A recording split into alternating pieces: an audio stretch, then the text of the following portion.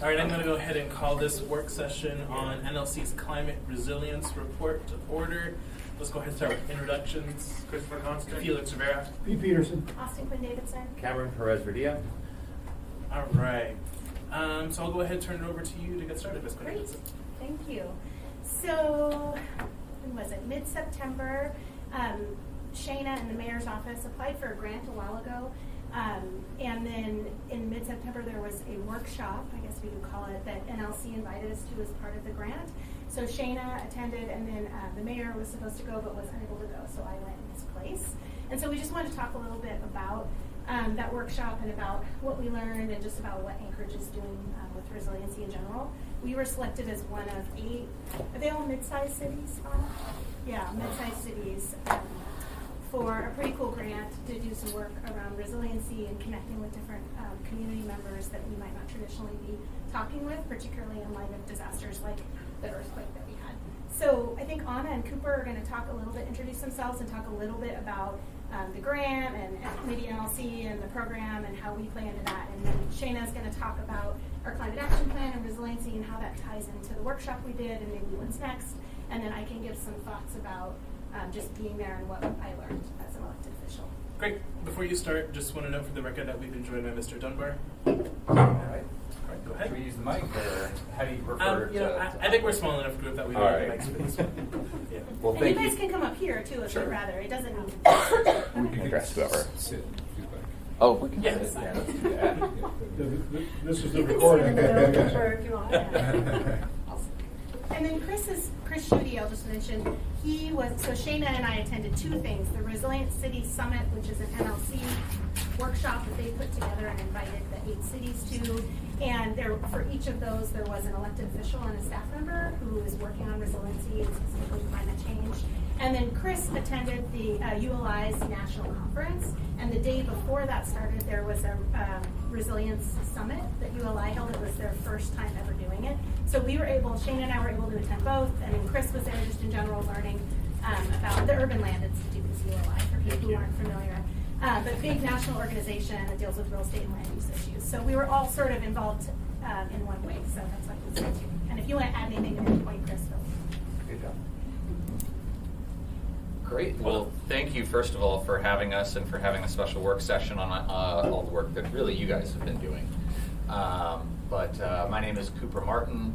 I'm the Director of Sustainability and Solutions at the National League of Cities, so I oversee all of our work on sustainability, climate resilience, and also smart cities.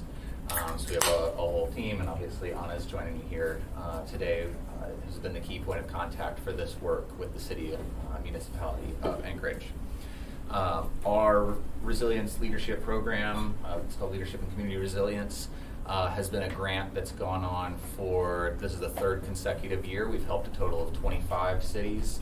And as has already been mentioned, we offer a couple of different things. One is a $10,000 pass-through grant that's designed to help each city implement some aspect of its local goals or plans. So if you already have a plan, usually you pick one thing and we'll help you accomplish it. If you don't have a plan, oftentimes we'll help do community outreach, engagement, or take whatever steps are necessary to start building towards a plan for whatever issues are challenging you in your city. This has been born out of a lot of resilience work nationwide that's gone on really since Hurricane Katrina. It's evolved and changed a lot over the years since I've been working on it. But what we at the National League of Cities noticed was that a lot of the assistance was going to large cities, and a lot of it was focused on big infrastructure projects. And so we wanted to do 2 things. One, we wanted to create a program that would help small to medium-sized cities. Anchorage is actually the largest of the 8 that we have currently in the program. It's not the largest that we've had in the program overall. That distinction would go to San Antonio. But we also wanted to focus on a broad range of hazards, threats, stressors that can challenge a city's resilience. And so we take a look not just at climate change, but the way that climate change interacts with local economies, and the way that it interacts with local society, the people who we're all here to serve. So we offer that $10,000 grant. We invite the mayor or elected representative from each city as well as a staff person to join our Resilient Cities Summit, which we host in partnership with the Urban Land Institute and the U.S. Green Building Council. We offer a staff site visit, which is why we're here today, at any point throughout the year-long term of the grant to help facilitate, help be a booster, help support the work that's going on in any way that we can personally as staff to see what's going on directly with the city, gather some information for ourselves, but also offer up our assistance to just be here physically and make that effort to you. And then the last thing we really offer is partnerships. We, over the course of the 25 cities that we have worked with, have probably touched about 75 different local partners as well as national partners who have helped cities implement this, everything from the Davy Tree Institute to the Urban Land Institute to the Thriving Earth Exchange, offering citizen science and pro bono support, things like that. So that's what our program is designed to do, and I'll talk a little bit more about the specifics, what made this project so attractive, and why we're here this week. Sure. Did you want to name the cities as well? Or? Well, sure, I guess for the record, for Yeah, everybody's nice. benefit. Yeah. I did write it all down. We've got Anchorage, Ann Arbor, Michigan, Denton, Texas, Durham, North Carolina, Evanston, Illinois, Park City, Utah, Jersey City, New Jersey, and Roland Park, Kansas, which submitted a joint application with the city of Shawnee. And I can guarantee you everybody's doing something a little bit different, and we try to be adaptive and responsive and figure out what can we, as a national organization based in DC, do to work with our member cities to help them achieve their goals as quickly and efficiently as possible. That's what it's all about. So thank you for that reminder. Yeah. And just quickly, I just want to note for the record, we've been joined by Mr. Dyson. Go ahead. And this is Austin Davidson for the record. So we saw a really good presentation from Richmond, Virginia, which I was going to highlight when I made some comments. Yeah. Are they a past program participant, or was that just a presentation unrelated to the grant? It was unrelated to the grant. They have not been a direct participant in the program. We've worked with them in some other capacities, but not through the specific program. Right. Thank you so much to everybody for hosting us. We're super excited to be here. It's my first trip to Alaska, Cooper's as well. We had one rainy day and 2 sunny days, so we're doing good so far. So I would say, so Cooper just listed the wide range of cities that you heard. What do all these cities have in common, you want to know? They have incredibly astute and clever staffers. So Shayna and her team, they leverage every network you can imagine, USDN, the Sustainability Directors Network, NLC, ASAP, tons of networks. They participate in SoulSmart, which is another program that we manage. And so she has figured out how to do a lot with just a little. And so this grant is not big. It's $10,000, but she has figured out how to take that and kind of that small bite and expand it. So she took an existing, and I don't want to get too much into what the actual program is because you guys will talk about that, but it models an existing successful program and is expanding it. So that's efficiency, right? That's saving money, that's efficiency. So another reason that we're really attracted to this project and selected it is because of the culture of inclusiveness here in Anchorage. That was really surprising to me. I just had no background on what folks are doing here, and so for me personally, that was really touching. And just to understand and put this in perspective, social cohesiveness in a community, beyond all of the engineering you want to do, you want to build, giant walls to keep out the ocean, whatever you need to do to protect yourself against climate change. What saves lives? Social cohesiveness, community, people looking after each other. That is what Shayna and her team are focused on doing. So I just wanted to highlight that and give you sort of a third-party verification that as, the National League of Cities, we come into contact with a large number of cities, and we're familiar with what a lot of folks are doing. And this work is really simple, but very innovative and very effective. So I just wanted to let you guys know that it's doing a little with a lot, and so we look forward to supporting her work in the future.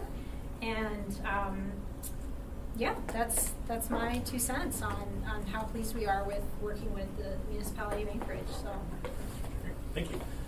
So just want to note quickly for the record, we've been joined by Ms. Kennedy, and then I have Mr. Constant and Mr. Dyson. I didn't catch your last name. Morandi. Marandi.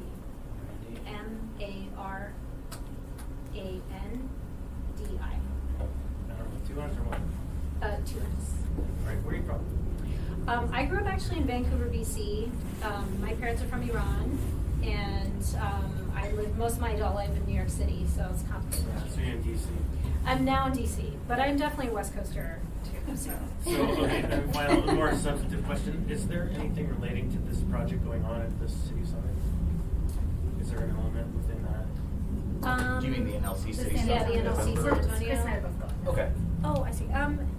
Not directly, but what this project and some of the other projects have inspired us to do is start to think about how we can institutionalize emergency preparedness more within NLC itself. So within the work that we're doing about expanding programs, I mean, we would love to expand this program to more cities, give them more money. So in that sense, yes, it is sort of woven into some of the programming there. We're going to be holding a forum, a listening forum for cities to come and essentially speak their mind about what their challenges are around climate preparedness and emergency preparedness.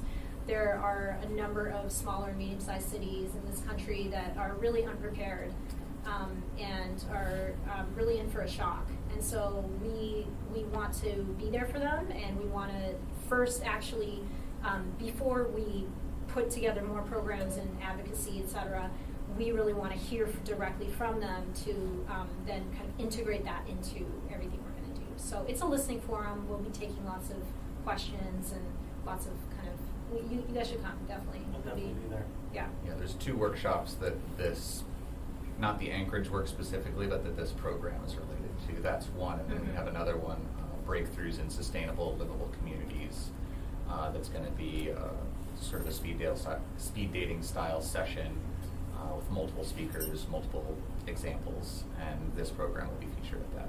Mm-hmm. Thank you. Mr. Dyson. Yeah. I apologize for being late. Mr. Chairman, can you summarize or tell me what our purpose is for this meeting? Do you want to go ahead and take that one? Sure. So the city, someone in the mayor's office, Amy Kaufman, who's no longer here, applied for a grant to participate in the Resilient Cities Summit and to do a program that Shane is going to describe, a $10,000 grant. We received that grant, and part of the process was being invited to join these lovely people from NLC at a workshop with, there were 8 cities that were invited. They were all mid-sized cities, and Shayna and I went to DC in mid-September to join them and to learn more about resiliency and about how to make Anchorage resilient and to learn examples from other folks. So they just talked about the program a little bit, and then Anna talked about the grant. Shayna's going to talk about what we're doing in Anchorage. Say your last sentence again. Shayna's going to talk about what we're doing in Anchorage and how that ties in to resiliency and to the work that they're supporting. And then I'm going to give a few comments about the experience from my perspective. All right, thank you. I was also born in Vancouver. No kidding. Vancouver, BC or Washington? BC. Oh, okay. We gotta talk about I it. didn't know that. Wow. That's the whole time I know you It's a were. great town. And I have a Sunni Turkish son-in-law. Nice. We need to put that up on the Facebook. The Facebook. Aren't you a millennial? Yeah, you don't usually say That's in the official record. It was called the Facebook when it started. All right, guys. Okay. And It's for not the first record, meeting of an 8-hour day. And we're also Yes. here to have fun, of course. Not Well, yeah, allowed on and- company time. thank you for giving us this time. For the record, I'm Shayna Kilcoyne, the Energy and Sustainability Manager for the City of Anchorage. And when Assemblymember Quinn Davidson said that it was your goal to bring back to the Assembly what you're learning when you're going out to these conferences, I thought that was really great. So I appreciate the time to be a part of that. this grant, this was Amy Kaufman's idea, so I'm getting a little too much credit here. And she wanted to apply for it because she saw that after the November 30th earthquake, there was a lot of communication, and I think the city of Anchorage did an amazing job. Yes. And so what we did see was that some of the communities that are limited English proficient had some trouble understanding what they needed to do. It was a lot of communication if you speak English as your first language. And so there was some confusion about, whether to drink the tap water, whether they can go back in their homes. And so the first thing that we did with the grant was bring together a lot of these organizations that help us reach into these communities and try to understand what went well and what we could do better. And so we are working with these organizations that already exist to try to make little tweaks so that we are doing this better in the future. And one of the other things that we've learned from other cities is just pre-translating materials. So we're already working with the Office of Emergency Management. We're meeting with them today. We have a training tomorrow. And we're working to translate some of these common messages so that when we do see another emergency, whether it's an earthquake or bringing it back to the Climate Action Plan, we expect to see more extreme weather, more wildfires, so we need to be ready to communicate with the entire public on that. And so with this grant, we're able to pay for some of that translation. We were able to pay for that initial gathering of different organizations, and we're paying for our training tomorrow. So that's at the Office of Emergency Management. They're leading it. And there's already this really cool program called the Peer Leader Navigators. I always call it Peer Language Navigators. Do people know about this program, the PLN program? It's really cool. I didn't know about it until we took this grant. What we have is, it basically started with the health department. They started working with people in different immigrant and refugee and different language communities, and basically training them so that they can go out and talk to their communities about resources that are available, what to do in case of emergency, all this type of stuff. And so we're just expanding that a little bit to include emergency preparation. And so it's a pretty short training tomorrow. We're really excited. We've got, I think, 12 PLNs who are attending, and it's their job. They're supposed to connect with different people. PLN means? Peer Leader Navigator. Yes. Sorry, I get it wrong every time, so I like to use the acronym. So it's really cool. They're trying to make connections already. They know, for example, which local stores people go to get information. And so it's a really cool kind of network that helps us connect with our whole community. So that's kind of what we're doing here. And I'm going to bring it, again, back to the Climate Action Plan a little bit more. One thing that we saw this summer, we had extreme heat, we had wildfires, terrible air quality. We have one air quality monitor in our city, and it was hard to the health department is doing a great job of getting information out. The fire department did as well, the police department, telling people when it's poor air quality. And so there were days that I didn't feel it really, but I've got, an elderly neighbor that if I know that there's lower air quality, I should probably be checking in with them. If I have kids, they probably shouldn't be playing outside. And so one thing that I think, Austin, I don't want to step on your toes here, but one thing that we learned in DC was kind of using this data that we already have to map areas of the city, so we could even see which areas are getting worse air quality. We could see which areas have more uninsured people or percentage minorities, so we can really target those areas. Maybe that's where we need an air monitor, so that we can get that information out a little bit more. The other piece of that I thought was really important, and I've talked to planning and Michelle McNulty about, is what happens when we are getting more of these wildfires. And they've been thinking a lot about development in Hillside. We have limited access. We have limited infrastructure to deal with wildfires. What does that mean in terms of planning? And she's very aware of that. And that was something that I thought was really interesting, especially at the ULI conference we really hit on. And I wanted to actually start with resilience, this word that we use a lot, which I'm not a huge fan of because it's pretty vague. But when I think of resilience, I think about how we weather acute shocks like the earthquake, and how we weather ongoing stresses, whether it's, money or dealing with ice in the winter, making sure that we have what we need for our residents to just continue on and get back into life, so they're not worried about, this one thing that's hanging over their head, so that they can move on and be a productive member of our society. I will stop there. Okay.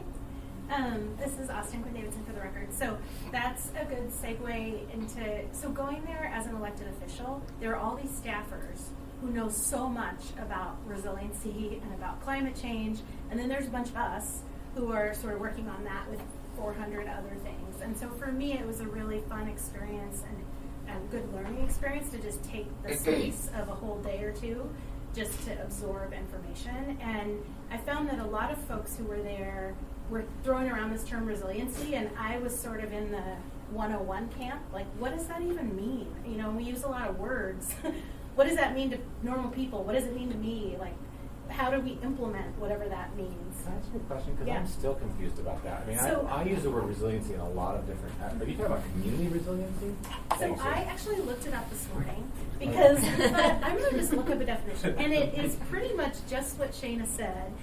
So it's the capacity of communities or a city to survive, adapt, and grow, no matter what kinds of chronic stresses and acute shocks they experience. Right. So Does that it'd sound just right to be you helpful too? to have a word prior to resiliency, because Like community like resiliency. in youth work, you resiliency as it relates to education or community, like child assets, and all that stuff is resiliency.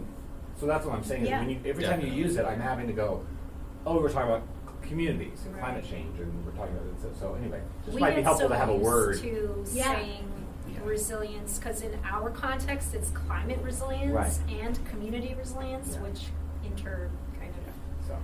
If I might, on that Yeah. note, interesting. I was just Googling back my own personal history of youth resiliency in Alaska. It has a huge kind of history.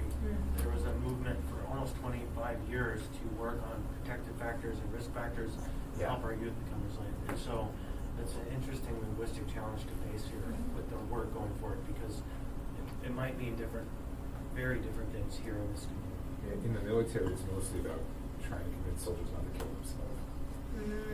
You do that community training all the time, and it's almost all like, don't kill yourself. Wow. And this really comes, the climate resiliency and community resiliency really comes out of, like I mentioned Katrina, but it comes out of that military emergency management nexus with sustainability professionals and they were trying 15 or so years ago to come up with a common language. How can the sustainability and climate people actually speak to the military people? And this is sort of where it evolved from there. But yeah, thanks for clarifying that. No, and it's perfect because that's what I felt when I got there. We didn't start with a 101 and actually gave that feedback for future workshops. Is you're going to have elected officials that are not going to know what you're talking about. So anyway, thanks Cameron and Chris. So the first thing I thought about in that definition and what resiliency means is how well we responded to the earthquake, because that is one of those acute shocks, and not every community has the opportunity and challenge to be able to do that and do it as well as Anchorage did. And so just a shout out to Bill Falsey and all the rest of the folks who did such a great job. I was surprised in sort of learning about resiliency how much of the conversation was about equity and about racial equity and about fairness and about funding communities similarly within your community. And I think Anna really hit on it. I wrote a note down that cohesiveness of communities is key to survival, and that's what really hit home from the workshop. And I really appreciated some practical examples of what that means.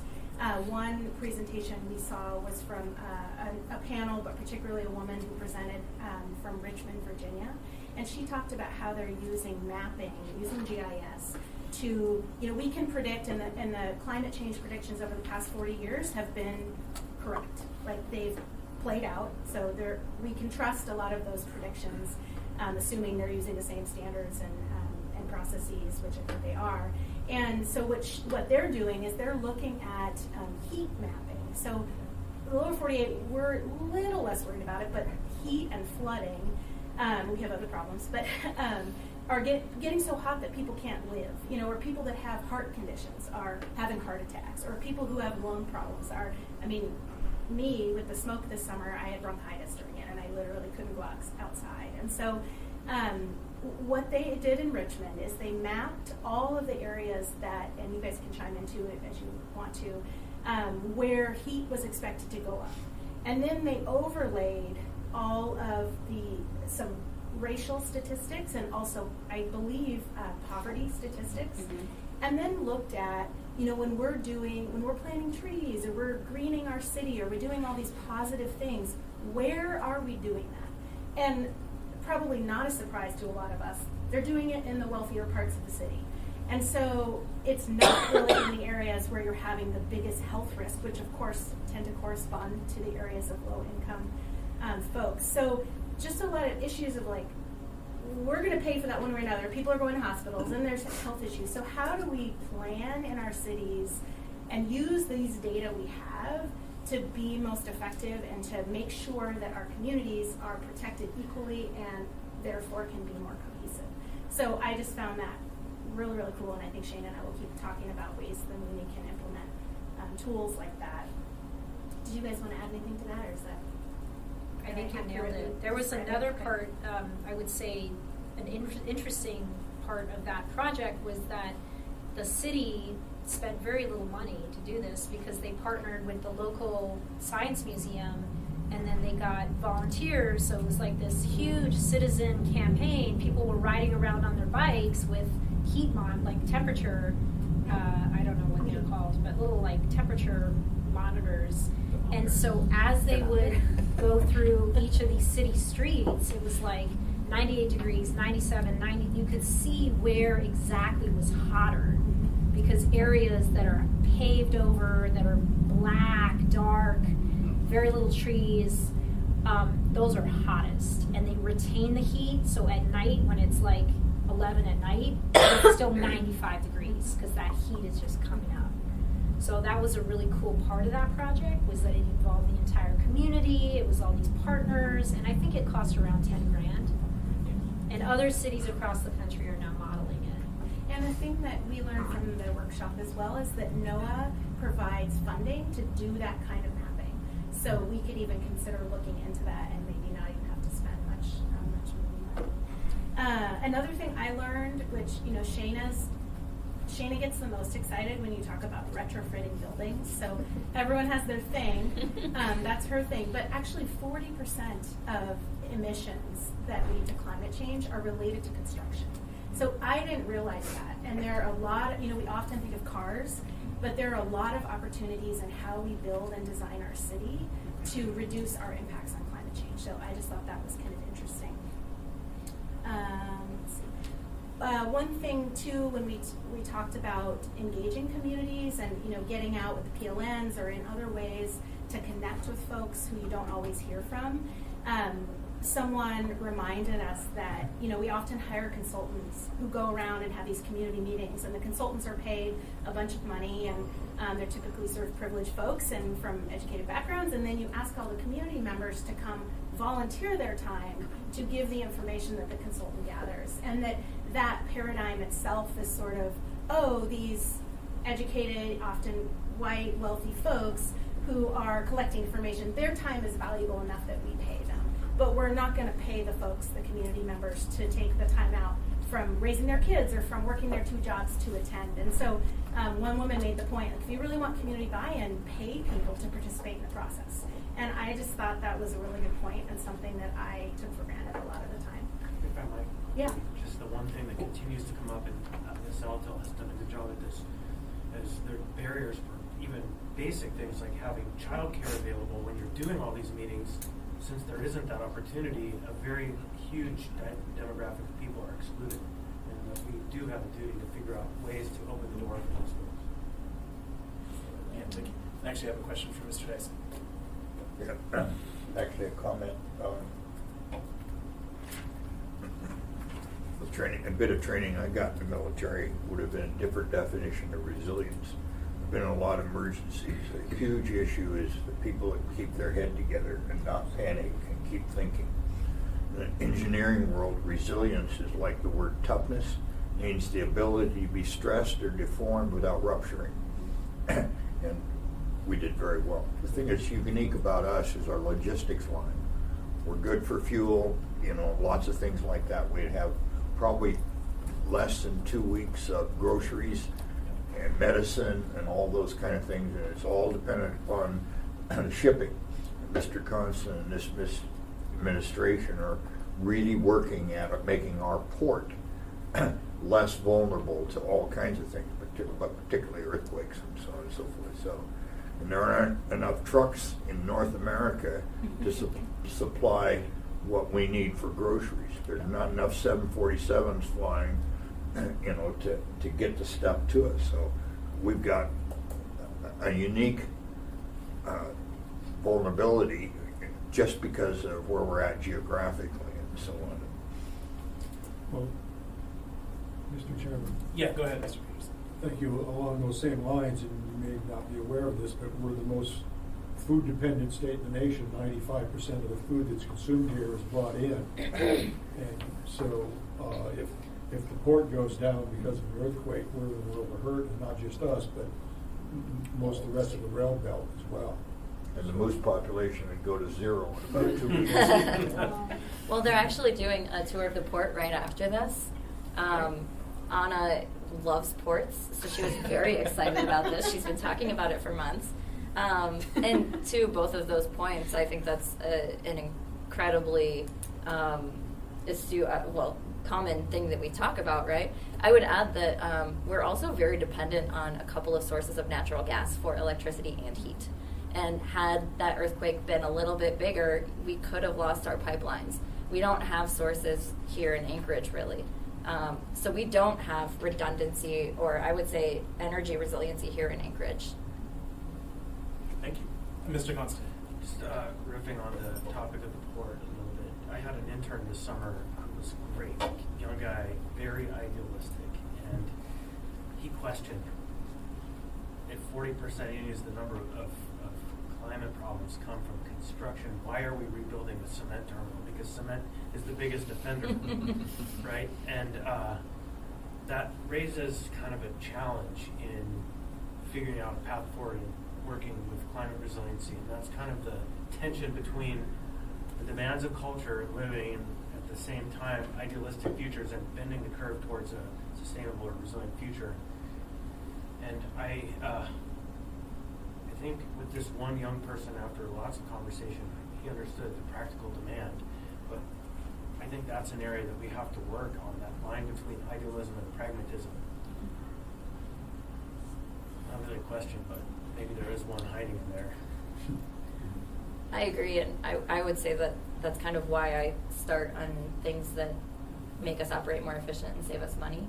I do think that is where pragmatism meets idealism, but I think there's actually a lot of opportunity, and we've been talking more about how we adapt to the changing climate, and we can be both idealistic and pragmatic, I think, in these situations. But I think that's a great comment. Thank you. And Mr. Schutte? Well, actually, I'll let Cooper, if he's going to add to that. Go ahead. I was going to build off of this conversation and introduce what Austin had said earlier about what the Urban Land Institute was focused on related to resiliency and energy efficiency and others, but I'll follow Cooper. Okay. I think you have a closing thought. Yeah, just first of all, it's really interesting to hear all of you start to better define and show the understanding of what your specific vulnerabilities are here. Everyone does, you're absolutely right, everybody has unique vulnerabilities.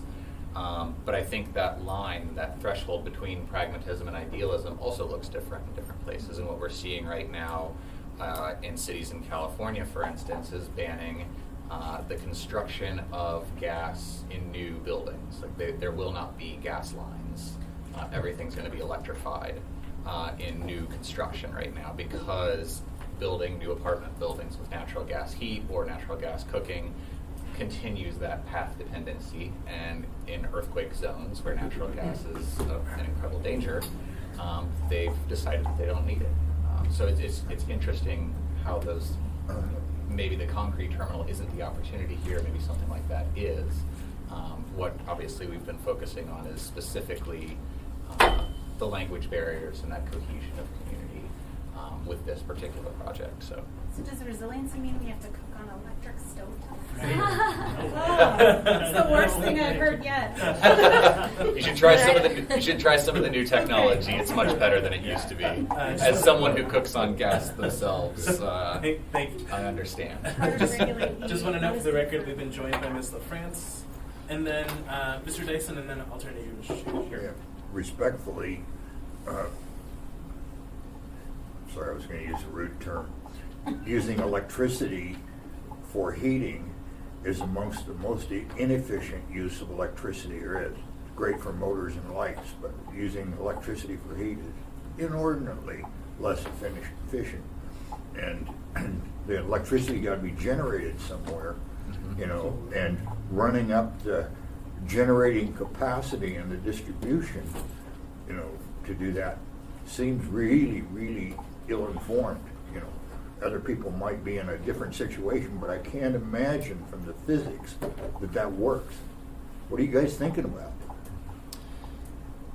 I'd love to talk to you more about that after this, probably, Okay. but I think my answer might be longer than we have time for right now. If that's okay. Yeah, sure. It probably ultimately depends on where you're getting the electricity, right? Yeah, I mean, there's California is different going to try to be sources. 100% renewable by 2040, so all of the electricity that's used for heat will be renewable to begin with. So it plays into a lot of different goals. Mr. Peterson, did you have a thought on that? Yes, I did. Thank you, Mr. Chairman. And so the long-term model, I believe, we're headed for is individual resiliency as far as energy is concerned. People putting solar panels on their roofs of their garage and their houses, so that, you know, they're independent from the need from electricity that's generated by natural gas. They maybe drive an electric car, so they're totally sort of new wave energy efficient. And obviously, some areas of the country are going to get there faster than others, but with the increased technology developing to develop solar electricity, making it more efficient so it's more competitive with natural gas is probably going to get us there faster than many people anticipate. And buy a lot of batteries. And the battery technology is developing much quicker as well. Thank you. Mr. Shooter. Sure, that's a good segue. For the record, Chris Schutte, Director of Economic and Community Development. So, as you heard at the beginning, I was in D.C. for the Urban Land Institute annual fall conference. Urban Land Institute is a big gathering of commercial real estate and community development nerds like myself, and focus on all kinds of interesting topics. One of the things I wanted to share, this was mentioned in the beginning, is that the two notions we're discussing today, resiliency and energy efficiency or reduced energy consumption, has become one of the biggest topics at the Urban Land Institute over the past 3 years, at least as evidenced by the trainings and subject areas that they provide at these fall conferences. And so it was really fortuitous that we were able to be there at roughly the same time for overlapping events, National League being a big partner with the Urban Land Institute in a lot of the work that we all do. So while I was there with other city nerds, we were looking at how a lot of cities are doing the things that were discussed today, addressing changing environmental challenges, changing equity challenges, but related to the discussion about raw building materials and the energy footprint that consumes, there was a lot of emphasis on not only renewable energy sources integrated into new construction projects, but also the importance of energy efficiency retrofits down the road. And so we kind of divided and conquered our subject areas, and the one that I try to spend a lot of time with is something known as commercial property assessed clean energy, or CPACE, which Shana is our resident expert in. But in a nutshell, it's a very unique property secured financing tool that allows either developers or property owners to independently finance energy efficiency upgrades, renewable energy projects like solar panels or others for a given property or project that is independent of any sort of commercial real estate transaction or financing that they get to build said structure. In other words, it's a benefit that travels with the property, not with the property owner. And Alaska, at a statewide level, adopted CPACE legislation 2 years ago. And so we locally have been looking at, now that we have this state statutory authority, how do we establish a program like that for Anchorage? And so Shana, myself, Anchorage Community Development Authority, the CFO, and others are preparing to stand that up.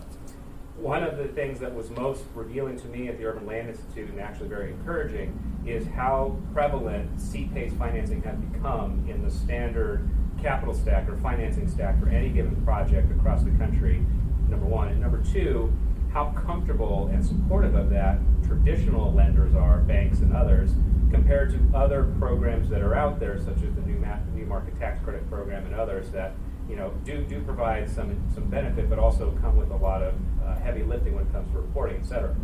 Everybody sees the value and the benefit of financing renewable energy or energy upgrade efficiency projects, and it's been widely adopted by the commercial real estate sector. So I was very encouraged to see that. Sat through numerous presentations on specific projects across the country that have tapped into commercial property assessed clean energy financing. It really helps close gaps. You've probably heard me say this before, or others say that. We have a financing gap in this city where the cost of construction is so high that you really can't get to the rents you need on a, whether it's commercial or residential project. CPACE does provide some cushion where that gap begins to close. So it's really exciting stuff. I was glad that there was that synergy between my annual event and the event that they attended. And I look forward to seeing the fruits of that, or you guys seeing the fruits of that here in the coming future. Thank you. Thank you. I just have a couple of comments. So one thing I thought was really interesting is that we had a representative from Moody's present to us, the credit bond rating agency, and they talked about how they're now evaluating resiliency as part of their consideration of whether what the ratings for the city should be. And because they want to know whether the city can pay back whatever money they're getting in 30 years. And I didn't know that. Thought it was interesting. They also shared with us that they got a nasty letter from the state of Alaska about how dare you include that as a factor. So that was sort of interesting. And then the final piece, and maybe Shana can help me, we saw a keynote speaker on us. Were you there, Cooper, the second day too? I think he's one of the best speakers I've ever seen in my life. It was, right? He's energetic. Spencer? Just like, he was pretty phenomenal. So hard to describe this compelling story he's told. But he tried to frame, it's in the context of the ULI conference. And so with land use and development, how do we keep in mind these themes of resiliency and climate change? And he started with describing what cities are doing. So in Boston, for instance, there's a hotel that is building a wall around it, completely around it, that can lift up when the sea rises. Boston already has walls on its shorefront. So they know, because the sea is rising, that they have to build those. But he kind of challenged us to think, is that really what we should be doing? Because that's solving the problem for a couple years. But what's the long-term vision, and how do cities get stuck in the same pattern of kind of chasing that vision and not thinking ahead? And one example he gave is that, in Florida, we're building, just as a country, all kinds of homes down there as people are flocking to Florida. Florida's temperatures are rising. There's more risk of flood. So it's really not a place to be moving to. But developers will build there, in part because we can get insurance on those homes. And he talked a lot about how the insurance market drives what we do, but the insurance market is annual. And so insurers will continue to insure homes. So you buy a home in Florida, oh yeah, sure, we can insure it. Oh, flood insurance, next year it's a little higher, but oh yeah, we can keep insurance. So the individual keeps paying insurance that rises and rises, and eventually the insurance company says, we won't insure that anymore. The flood risk is too high. And then where are we left? And so we have communities of people who can't pay their mortgages, can't get insurance, have floods. Then what's FEMA going to do? Is FEMA going to come in and say, no one's insured, so we'll cover you? Well, and he talked about the sort of equity issues of, Texas is a state where they're doing nothing to combat climate change, and California is doing so much. Should FEMA, as a federal agency, come in and save Texas at the peril of California? And how are those resources going to be divided? Because it's going to get more, and we're going to see more and more natural disasters, and we need to think about that when we're developing new places in these hotspots. Why are we doing that? And so his challenge is to work with real estate developers and investors at sort of a high level and help educate them about why they should not be making those investments, because it's not going to work for them. And another thing he talked about that I thought was really interesting is that in the real estate industry, we want to see a low inventory. So what's ours here, 6-7%, Chris? The vacancy rate? Vacancy rate? Closer to 10 on. Okay, so how many apartments or homes are not filled? And we generally want to see a low rate because that shows that our market is healthy and there's some competition. But he added that with swift changes in climate, and there will be climate refugees. People are going to leave places like Florida. They're going to leave places like California. I love California. We're going to leave, and they're going to come to places like Alaska that, it's a little warmer up here now. Oh, it's really nice up here. I can walk outside. I don't need air conditioning, though that might change. And how does that play into the idea of real estate inventory? So you've got a bunch of people moving to a place. What happens then? And so we need to rethink whether that's how we want to set ourselves up. And yeah, Fred. Yeah, if I may, on that subject. Go ahead. When I sat here 30 years ago, I got into our city code that if you're in a real estate transaction, the deed must show if you're in a floodplain or an earthquake or an avalanche chute. Because those are subtle things the average citizen is not equipped. And we've been talking a little bit about adding earthquake zones, to that. So we have an informed buyer that should know. Yep. And my libertarian perspective, if you want to go ahead and do a dumb thing and build in an earthquake chute in a floodplain, go for it.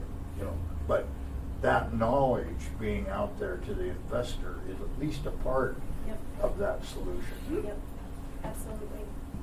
Thank you. Mr. Constant.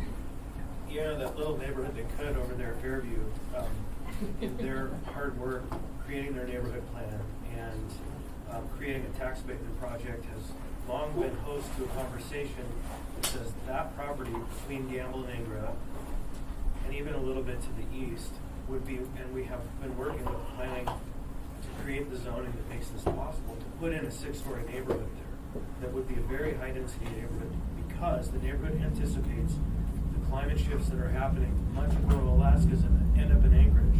And if we're not careful and we don't think it through, we're going to have a problem that could be a great opportunity if we are prepared. And that is to be a host of some of the most diverse communities. And so this conversation is deeply embedded in certain parts of our community already. Thank you. Yeah, Mr. Peterson. Thank you, Mr. Chairman. And just to follow up on the diverse community statement, and you may not be aware of this, we have over 100 different languages that are spoken in our school district.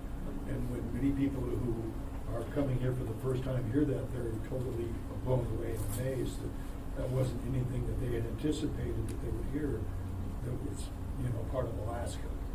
And so that it creates a challenge, education-wise, is you're sometimes trying to teach students in a new language, which is very challenging.